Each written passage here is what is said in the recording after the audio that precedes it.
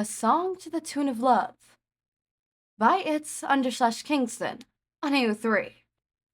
Episode 20, Chapter 6, Outro. Uraraka glanced up at the building, counting the floors as marked by the balconies. There really were 20 floors on the monstrous building. Touching her hands together, she felt the familiar lightness flow through her. With a large jump, she began flying upwards, easily passing several of the low-down balconies. She grabbed the railing of one as she passed it, looking down to admire the view.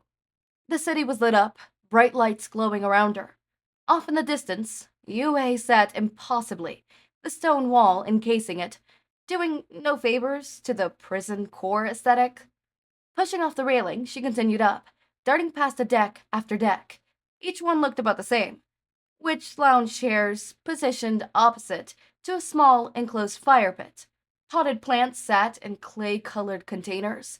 The orange shade contrasted nicely against the solid white concrete that composed the floor.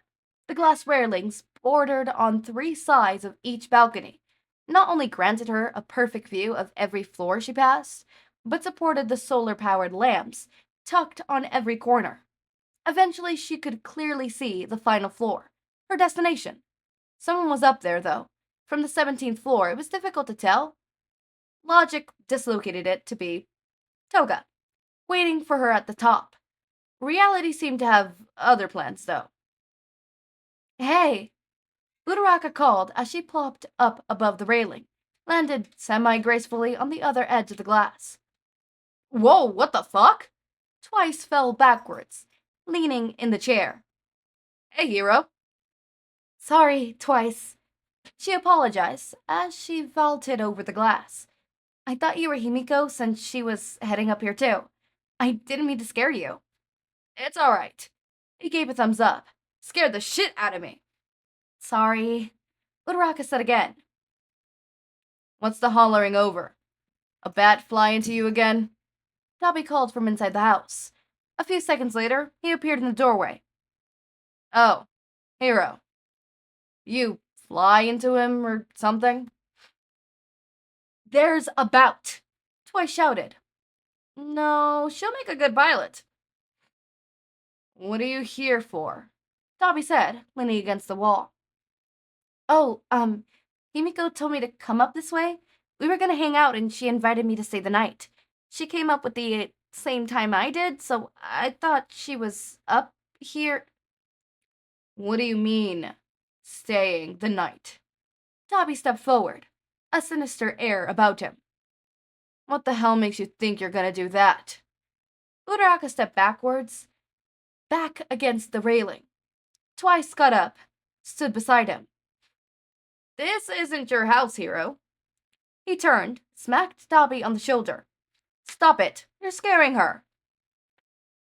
Oh, shut it, I'm messing around. He bumped his shoulders against Twice. The elevator is so damn slow. Crazy will be up here soon enough. Make yourself at home. And with that, Dabi disappeared back into the hallway. He was being a jerk. Being funny. Twice answered. He doesn't mean it. All right, Uraraka answered. I'm allowed in, right? Twice gave a nod and sat back into his chair. She stepped inside through the sliding glass door, began looking around. The room she was in seemed to have a living room, and a surprisingly normal one at that. No cash thrown around, no suspicious black duffel bags full of unknown contents, no weapons flying on the coffee table, and not a single laser death cannon, let alone a hidden lever to drop anyone into lava. That shouldn't have surprised Uraraka as much as it did. Instead, there was a black leather sofa atop a plush gray carpet.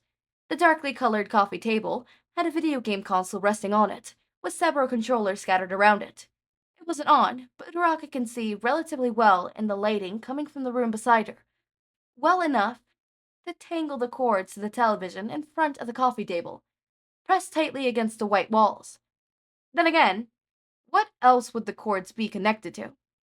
There still wasn't a laser death cannon or explosion rocket shooter to had after all.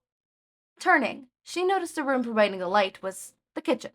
Standing there was Spinner, who was waiting beside the microwave. When he glanced up from his phone, he held a hand up in a silent wave and said, "Sup?" "Hey," Uraraka greeted back. "Getting dinner?" "Yep," he replied, sticking his phone into his pocket of his sweatpants. "Didn't know you'd be around. Heard the whole thing on the balcony, though. Wonder what's taking Toga so long. Elevator ain't that high." "Oh, really? You think she's alright?" Uraraka asked, furrowing her brows. Spinner blinked. "Ha! I've never seen someone worry over a friend like that." Popped the question. "What? We aren't getting married or anything." "Aw, why not?" Toga asked, shutting the front door behind her and entering the living room. "What took you so long?" Uraraka asked. "Yeah, she almost gave Jim a heart attack when she landed on the balcony. Could have been there to warn him or something." Spinner laughed. A glare settled on Toga's face, and she began looking around. "Where's Shig? We're gonna fight, right now." "What's wrong?" Uraraka put a hand on Toga's shoulder. "When I went to swipe my card and opened the elevator, I found a pile of dust instead of the card reader. I had to walk all the way up the stairs, all 10 billion thousand stairs," she exclaimed, crossing her arms as best as she could with both her bag snacks. "Why do you do that?" "I heard my name," Shigaraki murmured as he treaded down the hallway. "You!" Toga spun around, pointed a finger at him. Or tried to. The bags really weren't helping. "You decayed the card thingy!" "Oh, yeah. It wouldn't let me through because I didn't have my card. You know the elevator still works, right? I did that so we wouldn't have to swipe those stupid little plastic things whenever we leave our own house." "And you didn't tell me?" Toga gasped. "I climbed the stairs." "Damn, sucks for you." Shigaraki shook his head, sorrowfully. "You could have called one of us." "You could have texted." "I didn't know you were coming back." He shrugged. "Where else would I go?" "UA dorms," Spinner murmured. Shigaraki chuckled. "UA dorms," he affirmed. "Shut up," Toga grumbled. "Come on, Choco. I'll show you to my room and we could get away from these car-breaking lunatics." "Whoa, whoa, whoa." Spinner held his hands up. "I didn't do anything with the card reader. I'm just here with my dinner."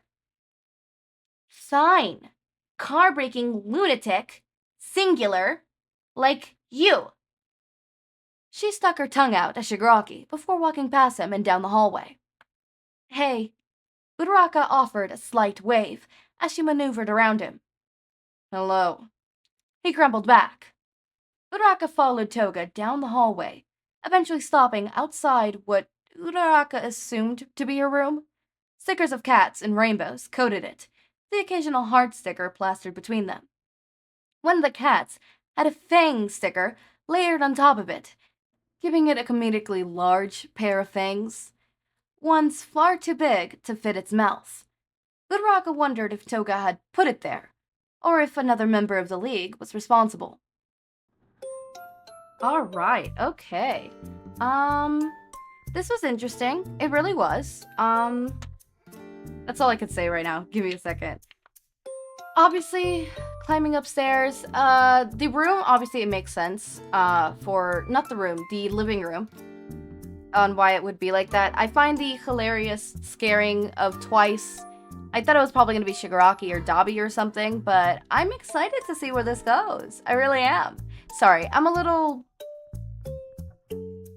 I don't know. I don't have many notes. And it's not going to be one of those comedic moments where I say I don't have any notes and then like 5 minutes later of like just notes. But no, I don't have any notes. My voice, okay, I know I mentioned in, for those who watch all of my series, my voice is no longer bad. I'm recording this the same day, in fact, the same hour. My voice is okay. I don't know why for that specific recording, it decided to be really bad. But it's back to normal now, so I'm weirded out. Anyways, as always, my raindrops, make sure to eat, sleep, drink water, take your meds. Have a wonderful day or night. Links to my Discord server and socials are down in the description. Subscribe to see more of my content, and thank you so much for watching. Thank you, baby.